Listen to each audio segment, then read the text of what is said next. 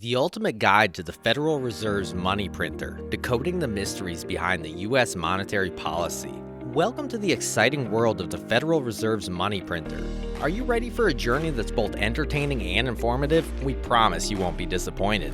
If you're like most people, the concept of the money printer can be a bit confusing.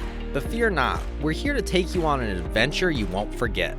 Think of us as your personal tour guides, ready to help you navigate through the world of monetary policy, inflation, and interest rates. We'll show you how the money printer affects everything from your local coffee shop to the booming housing market. And don't worry if you're not an economics genius, we've got you covered.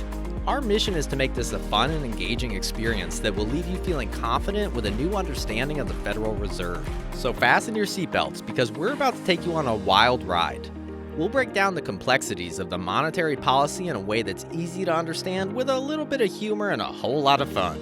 Who knows, you might even impress your friends with your newfound knowledge.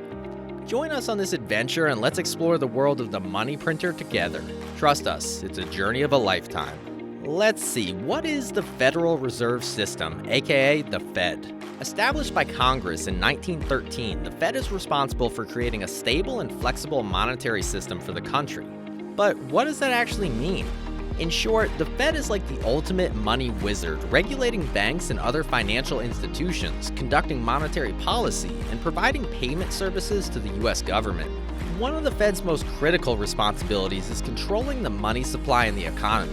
They use a variety of policy tools to achieve this, like the Federal Open Market Committee, FOMC, which sets the federal funds rate. That's the interest rate banks use when they lend money to each other overnight. Exciting, right? But wait, there's more. The Fed also uses open market operations, which basically means buying and selling government bonds to influence the money supply and interest rates. When they buy bonds, they're injecting money into the economy, which can lower interest rates and encourage borrowing and investment. And when they sell bonds, they're taking money out of the economy, which can raise interest rates and slow down economic activity. All in all, the Fed is like the captain of the ship that is the US economy, and their policies and actions have a major impact on businesses and individuals alike. If you want to succeed in the world of finance and economics, you need to understand how the Fed operates and its role in monetary policy. Quantitative easing. It may sound like a complicated term, but we're here to break it down and make it easy to understand. So, what is printing money all about? Quantitative easing, or QE for short, is a powerful tool used by the Fed to stimulate economic growth. It involves buying government bonds and other financial assets from banks and financial institutions to inject new money into the economy. This can help lower interest rates and encourage borrowing and investment, which can boost economic activity. But as with any good thing, there can be unintended consequences. Too much money in circulation can lead to inflation, which can make the cost of living more expensive and reduce the value of people's savings. That's why the Fed is always keeping an eye on inflation and adjusting its policies as needed to maintain price stability. Another concern is that QE can lead to asset bubbles, where prices of stocks, real estate, and other assets become overinflated due to excessive demand fueled by easy money.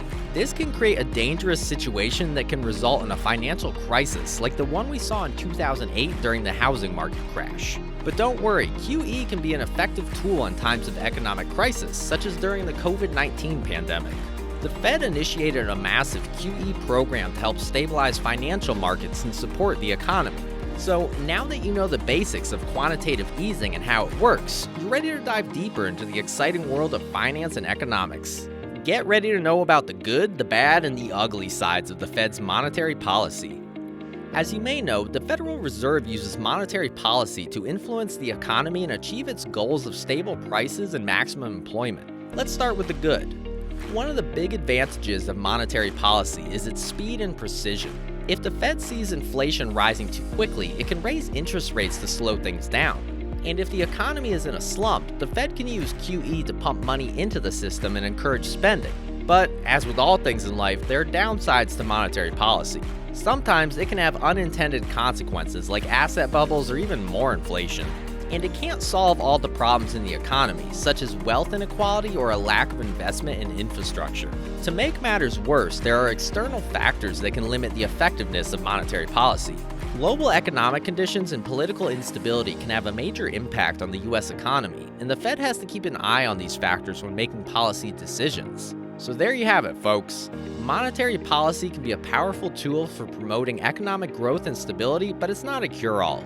With careful monitoring and adjustment, the Fed can help keep our economy strong and prosperous for years to come. Next, we should know about criticisms of the Fed's monetary policy. While there are certainly benefits to things like low interest rates and easy money, some argue that those benefits aren't spread out evenly. In fact, many people believe that the policy primarily benefits wealthy individuals and corporations.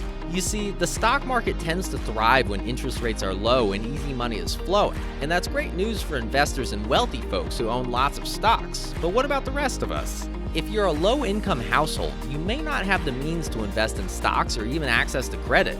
So, when inflation hits and prices start rising, you might feel the squeeze a lot more than someone who's more financially stable. Of course, this is a complex problem and there's no easy solution. Some people argue that the Fed should focus on policies that promote job growth and reduce income inequality. Others think that the Fed should regulate financial institutions more heavily to make sure they're providing fair access to credit and other services. Regardless of the solution, it's clear that the Fed's policies have a significant impact on our economy. So it's essential to make sure that those benefits are spread out as evenly as possible. By carefully considering the impacts of its policies and working to address income inequality, the Fed can help promote a more stable and prosperous economy for all Americans. The context. Let's talk about the Fed and its role in the U.S. economy. The Fed's actions have been in the spotlight for a while now, especially during the 2008 financial crisis and the COVID-19 pandemic. But don't worry, we'll break it down for you in a fun and easy way. During the 2008 crisis, the Fed did some unconventional stuff, like quantitative easing, to get the economy moving and prevent a big old recession. Some folks thought these policies were whack, but most economists agree that they helped stabilize the economy and prevent a deeper crisis. Fast forward to the COVID-19 pandemic, and the Fed was at it again, implementing policies like super low interest rates and more quantitative easing to help businesses and people get through the tough times and bounce back faster. It's important to understand how the Fed's policies work and what they mean for you and your wallet. While the details can get pretty complicated, it's worth staying informed so you can make smart financial decisions. So, keep your eyes peeled for updates and news about the Fed and stay in the know. Congratulations, you've made it to the end of the video. We hope you found the discussion of the Federal Reserve's monetary policy enlightening and informative. Now that you have a better understanding of how the Fed's money printer works, you can better navigate the ever-changing economic landscape. We know that this topic can be complex and confusing, so if you have any questions or comments, please don't hesitate to ask us in the comments section below. We love hearing from our viewers and are always happy to provide further insights into this critical aspect of the U.S. economy. And if you want to stay up to date on all things money and the economy, make sure to hit that subscribe button. You don't want to miss out on any of our future videos. Thanks for watching, and remember, don't let the money printer go brrr without understanding its impact on the economy.